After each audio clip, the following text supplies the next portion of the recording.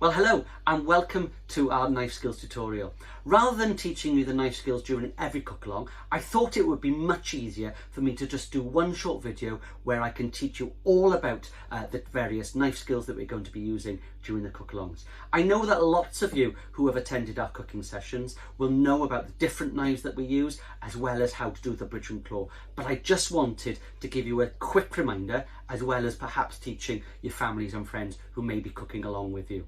As you know, there's lots of knives available, and I expect some of you have even helped prepare food at home already. However, when I'm looking to teach someone to use a knife, I always try to find a knife that's firstly suitable for the size of your hand, as well as a knife that's got a nice serrated edge. This is mainly because with a knife that's got a serrated edge, a bit like this zigzag igomogam edge on this dog knife, you're not able to chop, chop, chop. You must saw, saw, saw, and we're going to talk more about that in a couple of moments. You'll see that I've got these three knives on here, and these are the different knives that I use during our cooking sessions, and I know that some of you would have used these already. For the younger children that are watching today, I would be recommending that you either use this little plastic serrated edge knife just here, or this little dog knife with teeth.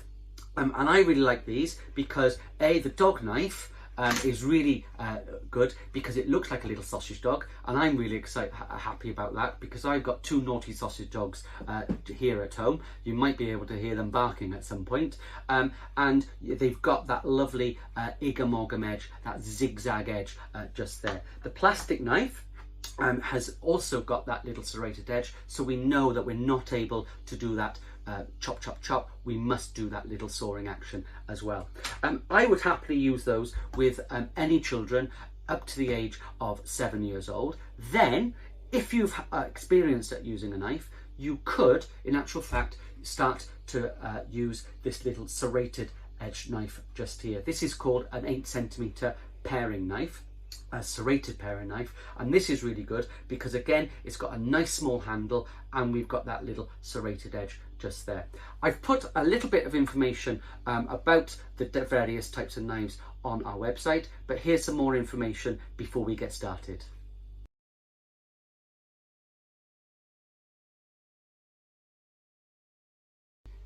So let's get started.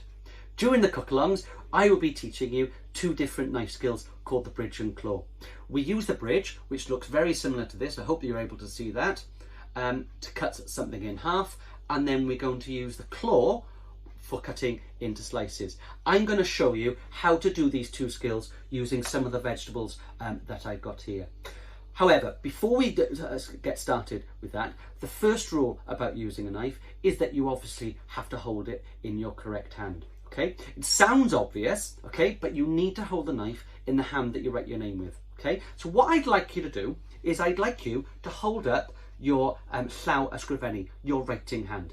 Just to double check, please bear with me, but can you pick up your pencil? Imagine that you picked up a pencil and you're going to write your name in the air. Let's do that. I'm going to write my name in the air, and then I'm going to ask you to stop. Hold your hand out, and what I'd then like you to do is imagine you're holding a knife. Now, because those knives are serrated, we need to do that sawing action. So no choppy choppy, we need to go saw, saw, saw, okay? Or in Welsh, llivar, llivar, llivar. I hope you're not feeling too silly, right? If you're not feeling too silly, you need to do it a bit louder. Llivar, llivar, llivar. I love that word, it's fantastic in Welsh, okay? So now that we've got that, I'd like you to put your knife hand down and hold up your other hand. We're going to practice the bridge first of all, okay? So what I'd like you to do is turn your hand over and make a little bridge, okay? As if Thomas the Tank was going to go through the middle. That's where your knife is going to go through there. What I'd then like you to do is just pull your little pinky up just like that.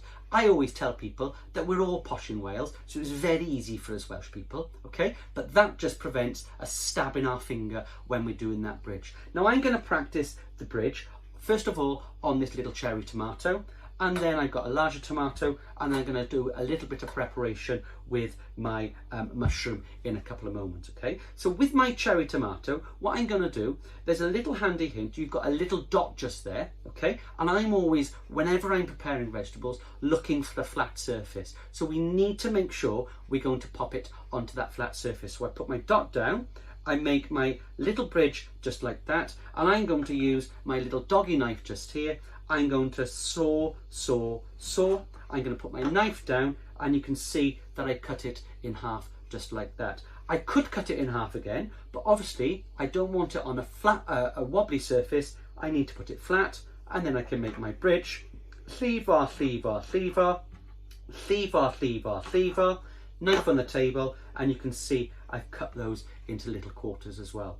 So that's how I would prepare a cherry tomato. For my bigger tomato, if that's the only one that you've got, we're obviously not going to put all of that onto one of the pizzas that we might be making or something like that. It might be that you're going to use a quarter or something like that. So I need to cut that in half. I'm going to use my larger knife. I'm going to make my hands the bridge. My pinky goes up, knife through the middle, and cleaver, knife on the table, and I cut it in half, put it flat down the surface, cleaver, and then I cut those into quarters.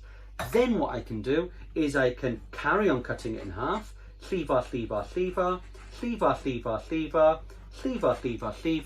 knife on the table, and I've got those 4 little pieces just like that as well. So that's the bridge technique, okay? The next one that we have got is for cutting into slices. As I said, we need to do the little claw, okay? So let's go back right to the start, and we'll double check on our knife hand once again. Imagine now that you're picking up your pencil, knife hand, and write your name in the air. Stop. Hold your hand out.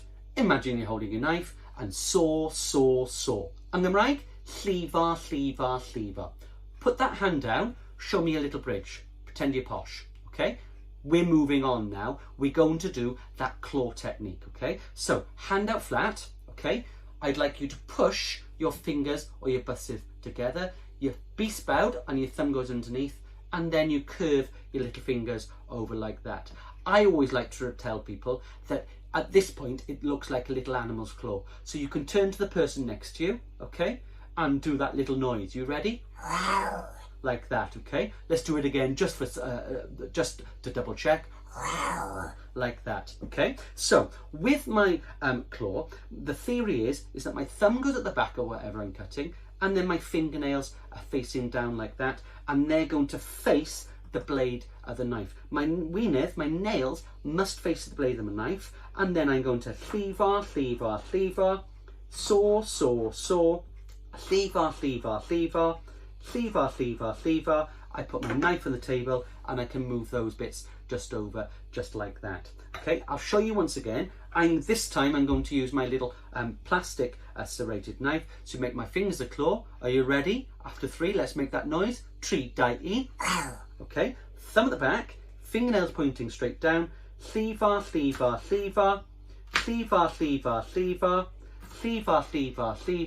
My knife on the table, and then I'm going to pop those just over there. We can also do exactly the same with harder vegetables, and it's actually easier to prepare harder vegetables using the claw technique. Okay, so thumb at the back once again, fingernails pointing straight down, and then I cleaver,